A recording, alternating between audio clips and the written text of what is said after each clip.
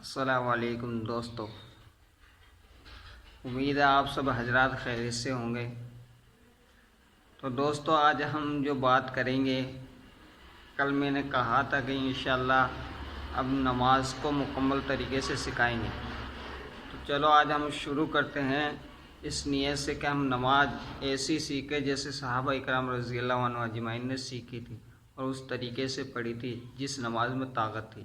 آج وہ تو آپ سب حضرات پورے دھیان اور توجہ سے نماز کو سیکھے اور اپنے ذہن کو لگائے، اپنے دل کو لگائے، کیونکہ نماز ایک ایسا عمل ہے جو تمام مشکلاتوں کو حل کرتا ہے اور جنت میں پہنچا دیتا ہے۔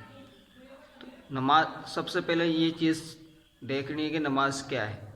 تو میں آپ کو بتاؤں، نماز ایک فرض ہے، اللہ کا حکم ہے، اللہ کا امر ہے، جو اتنا ضروری ہے کہ ہماری سانس سے بھی زیادہ ہم مسلمانوں پر ضروری ہے، فرض ہے۔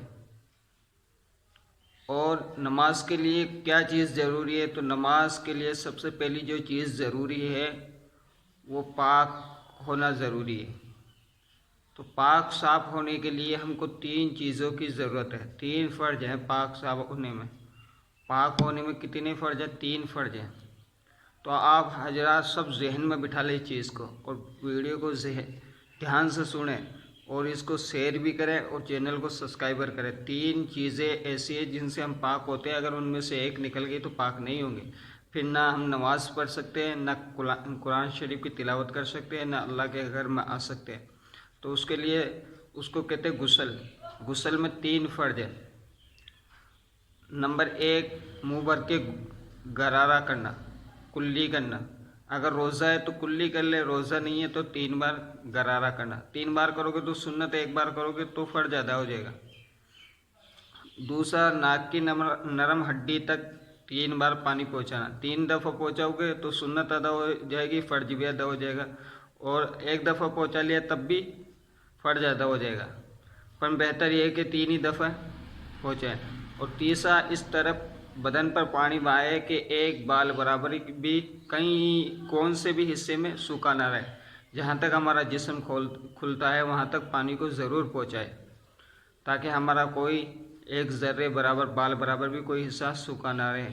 اگر سوکھا رہا تو غسل نہیں ہوگا، اس لیے دھیان سے غسل کریں۔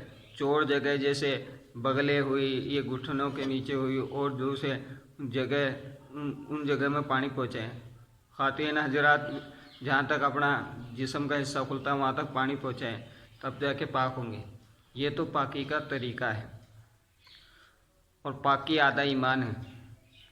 کیا؟ پاک صاف آدھا ایمان ہے، تو ہمیشہ مسلمان کو پاک صاف رہنا چاہیے۔ دوسری چیز اس کے بعد میں آتی ہے وضو۔ نماز کی کنجی کیا ہے؟ وضو ہے، اور وضو کے بغیر نہ نماز پڑھ سکتے ہیں، نہ کلام پاک کو چھو سکتے۔ کیا؟ تو وضو بہت بڑا عمل ہے۔ وضو سے کل قیامت کے دن جب آپ صلی اللہ علیہ وسلم حوض کوثر پر اپنے امتیوں کو پانی پلا رہے ہوں گے، اس وقت اپنے امتیوں کو آپ صلی اللہ علیہ وسلم وضو کی وجہ سے پہچانیں گے، کیونکہ ان کے چہرے چمک رہے ہوں گے۔ وضو میں 4 فرض ہیں، اور چاروں میں سے اگر ایک بھی چھوٹ گیا تو وضو نہیں ہوگا، وضو نہیں تو نماز نہیں ہے۔ کیا؟ وضو سے گناہ دھلتے ہیں۔ کیا؟ تو وضو میں 4 فرض ہیں۔ اب سب سے پہلا جو فرض ہے وہ پورا چہرہ دھونا، پورا چہرہ دھونا، پیشانی کے بالوں سے ٹھوڈی کے نیچے تک، ایک کان کی لو سے دوسرے کان کی لو تک، اس پورے حصے کو دھونا۔ 3 دفعہ دھوئے تو سنت ادا ہوگی۔ اور وضو میں خاص طور سے ایک چیز کا دھیان رکھیں، فالتو پانی خرچ نہ کرے، دنیا کی باتیں نہ کرے، اپنے دل کو پاک رکھیں۔ اور دوسرا جو فرض ہے وہ کونیوں سمیت دونوں ہاتھوں کو دھونا، کونیوں کے اوپر تک، کونیوں کے اوپر تک، کونیوں سمیت۔ یہ بہت سارے لوگ ہوتے ہیں کونیوں تک دھو لیتے ہیں، ہو گئی وضو، اور سوکھا رہ جاتا تو وضو نہیں ہوتا۔ کونیوں سمیت دونوں ہاتھ دھونا۔ اور تیسرا جو فرض ہے وہ چوتھا حصر کا مسح کرنا، یعنی اس طرح اگر گردن کا کریں گے، کانوں کا کریں گے تو مستحب ہے اور سنتیں بھی ادا ہوں گی، تو مسح کرنا ایسے نہیں یہ پچکا پچکی نہیں، بلکہ صحیح طریقے سے، کیونکہ بدعات والے کام نہ کریں۔ اور چوتھا دونوں پیر ٹکنوں سمیت دھونا، ٹکنوں تک نہیں، ٹکنوں سمیت دھونا۔ یہ 4 فرض وضو میں ہیں، ان کو ادا کریں گے تو وضو صحیح ہوگا۔